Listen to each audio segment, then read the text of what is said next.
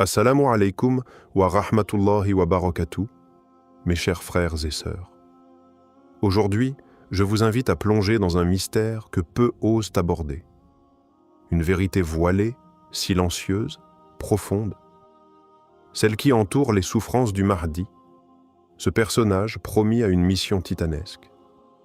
Mais si l'on vous disait que, bien avant son apparition, il souffre déjà, qu'il porte en lui une douleur invisible, connue seulement d'Allah et révélée à certains cœurs éclairés. Ce que nous allons évoquer aujourd'hui n'est pas un récit classique de triomphe, de conquête ou de gloire. C'est l'histoire d'un homme choisi, préparé, mais aussi éprouvé dans sa chair et dans son âme. Un homme que l'on imagine souvent comme fort et conquérant, alors qu'en réalité, sa force naît d'une épreuve intime. Une maladie secrète, une douleur constante, une solitude écrasante. Des savants comme Ibn Arabi ont laissé entrevoir des signes, des visions, des intuitions profondes. Selon eux, le Mahdi n'émergera pas comme un guerrier intact, mais comme un homme brisé, renforcé par l'épreuve. Et si cette maladie dont il souffre n'était pas un obstacle, mais le signe même de son élection divine? Aujourd'hui, il ne s'agit pas seulement de parler du Mahdi comme d'un futur dirigeant. Il s'agit de découvrir l'homme, celui que Dieu prépare dans le secret, loin des regards, dans la douleur, dans le silence, et dont la guérison pourrait bien être liée à celle de toute la Oumma. Frères et sœurs, êtes-vous prêts à entendre ce que peu osent dire? Êtes-vous prêts à voir le Mahdi, non pas comme un mythe, mais comme un cœur qui saigne pour nous? Lorsque l'on explore les textes spirituels les plus profonds, on découvre que le Mahdi n'est pas seulement un leader politique ou religieux, mais un être façonné par des souffrances invisibles. Des figures comme le cheikh Ibn Arabi, dans ses révélations mystiques, évoquent un être dissimulé, éprouvé dans son corps et dans son âme, avant même d'apparaître au grand jour. Dans ses écrits, Ibn Arabi ne décrit pas le Mahdi comme un homme sans faille, mais comme un serviteur brisé et humble, portant en lui le poids d'un immense secret. Il parle d'un homme caché parmi les gens, vivant dans l'anonymat, supportant des douleurs que peu peuvent y comprendre. Ces souffrances ne sont pas là par hasard. Elles sont un langage, un rappel, un pacte silencieux entre Allah et son serviteur. Certains textes anciens rapportent que le Mahdi serait affecté par une douleur physique continue, une faiblesse corporelle qui contraste avec la puissance spirituelle qu'il incarne. Il ne s'agit pas de simples maladies comme nous les connaissons, mais de blessures symboliques liées au destin de l'humanité. Sa douleur serait le miroir de celle de la Oumma. Plus elle est affligée, plus lui aussi est touché. D'autres savants parlent de nuit noire spirituelle, de solitude extrême, de silence imposé.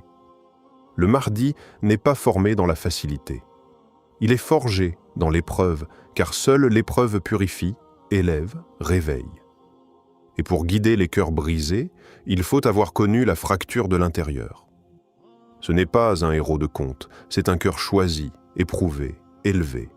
Et ses souffrances sont la première révélation de sa grandeur.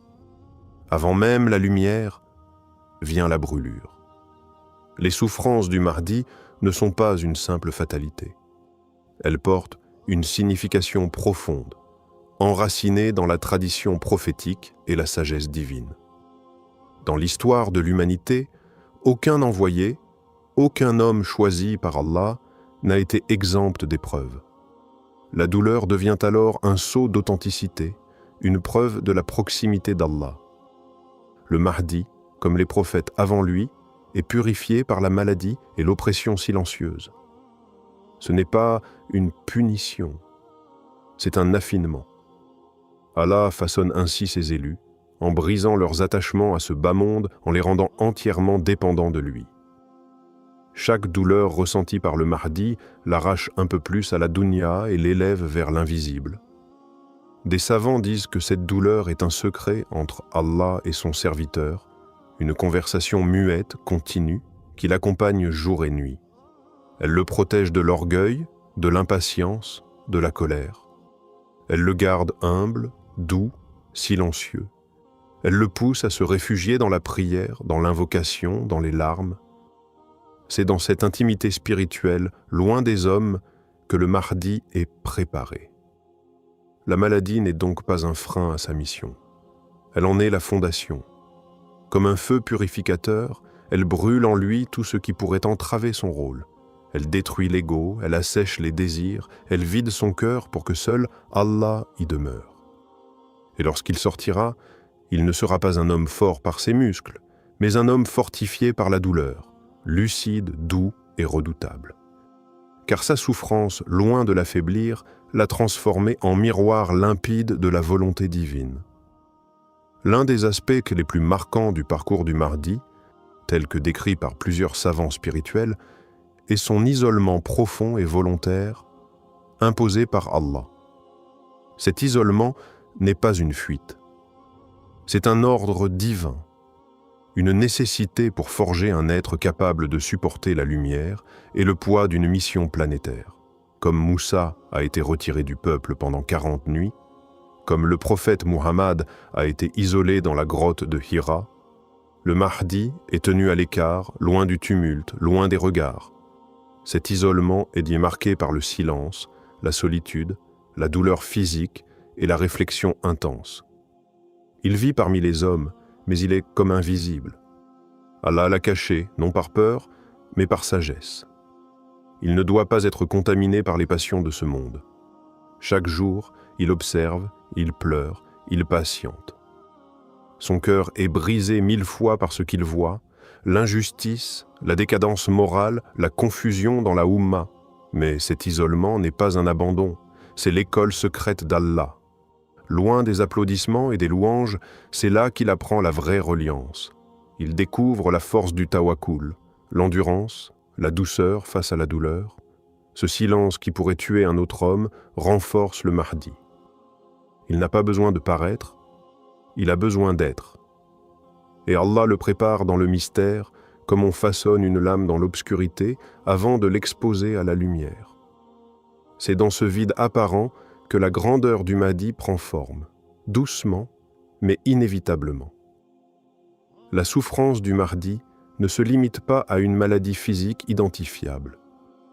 Elle est bien plus profonde, intérieure, subtile, invisible aux yeux du monde. Il ressent une fatigue constante, comme si son corps portait le poids d'une autre époque, d'un autre monde. Son cœur est souvent lourd, sans cause apparente. Il ressent une tristesse sans nom, une sorte de mélancolie spirituelle que même la prière ne dissipe pas entièrement, car elle ne vient pas de lui, mais de ce que lui fait porter Allah. Parfois, il est pris d'angoisse silencieuse, de douleur dans la poitrine, de fièvre qui ne laisse aucune trace, des maux qui ne se guérissent ni par les remèdes ni par le repos. Ce sont des symptômes de l'âme, des blessures profondes liées à son destin. Il est le cœur battant d'une Oumma malade, et chaque battement est teinté d'un écho du mal qui touche la communauté. Il connaît aussi les douleurs du doute, non pas envers Allah, mais envers lui-même. Pourquoi suis-je encore là? Pourquoi suis-je celui qui doit porter ce fardeau? Il pleure parfois seul, dans la nuit, en se sentant indigne. Et pourtant, c'est précisément ce doute qui confirme son authenticité. Car seuls les véritables serviteurs se sentent trop petits pour une tâche immense. Il ne parle pas de sa souffrance. Il la cache. Il sourit parfois, mais au fond, son âme est en feu. Et ce feu est ce qui le distingue. Un feu intérieur qui ne détruit pas, mais qui purifie. Ce feu est la réponse d'Allah à une Oumma qui a trop longtemps éteint la lumière. Le Mahdi souffre pour nous. Il y a un lien mystérieux, mais puissant, entre la douleur du Mahdi et l'état de la Oumma. Sa souffrance n'est pas individuelle. Elle est le reflet direct de notre désunion, de notre éloignement d'Allah, de nos péchés collectifs. Plus l'injustice se répand, plus la foi s'affaiblit, plus l'obscurité gagne le cœur des musulmans, plus le Mahdi ressent en lui un poids invisible. Il est comme un miroir spirituel. Ce que vit la communauté, il le porte dans sa chair. chaque larme d'un orphelin abandonné, chaque oppression vécue par un musulman, chaque mosquée profanée, résonne en lui comme une blessure ouverte. Il ressent tout cela avec une intensité que personne ne peut comprendre. Allah a placé en lui une sensibilité spirituelle hors norme, afin qu'il soit capable de représenter, par sa propre douleur, les maux profonds de toute une nation. Mais cette souffrance n'est pas vaine. Elle est le prélude au réveil. Elle est comme les premières secousses avant la délivrance. Car quand la douleur atteint son apogée, quand l'injustice devient insupportable, le Mahdi est alors prêt à apparaître. Sa guérison viendra avec le réveil des cœurs, avec le retour vers Allah, avec l'unité retrouvée. Plus encore, c'est notre retour sincère qui soulagera sa douleur. Car Allah ne l'a pas envoyé pour marcher seul, mais pour guider ceux qui veulent revenir. Si la Ummah guérit, lui aussi guérira. Si elle se lève, lui aussi se relèvera. Son mal est notre miroir, et sa lumière, Inch'Allah, viendra de notre Tauba. Frères et sœurs, il est temps d'ouvrir les yeux. Le Mahdi ne viendra pas comme un héros de fiction, fort, inébranlable, célébré dès son arrivée. Non. Il surgira blessé, silencieux, marqué par les années d'attente et de douleur. Il sera celui qui a pleuré pour nous avant même qu'on pense à lui. Et si nous ne réalisons pas cela maintenant, nous risquons de ne pas le reconnaître quand il apparaîtra. Il est celui dont la souffrance nous accuse. Car tant que nous restons divisés, tant que nous vivons loin d'Allah, tant que l'injustice règne parmi nous, il ne peut pas être soulagé.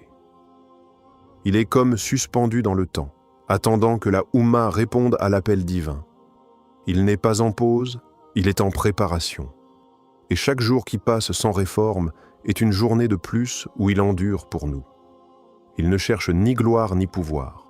Ce qu'il veut, c'est une communauté debout, une nation réconciliée avec son Créateur, des cœurs vivants qui ne suivent que la vérité. Mais cette vision ne se réalisera pas par magie. Elle commence avec chacun d'entre nous, car notre changement, aussi petit soit-il, soulage un peu de son fardeau. Frères et sœurs, le Mahdi n'est pas un mythe. Il est réel. Et il souffre peut-être en ce moment, quelque part, dans le silence, attendant qu'Allah lui dise « Sors ». Mais avant ce moment, posons-nous cette question sincère. Sommes-nous prêts à le suivre? Ou serons-nous ceux qui l'ignoreront, trop occupés par ce bas monde? Ne le laissons pas porter seul la douleur du monde. Réveillons-nous, relevons-nous, revenons à Allah. Car c'est en guérissant notre propre cœur que nous hâterons par sa permission la guérison du sien.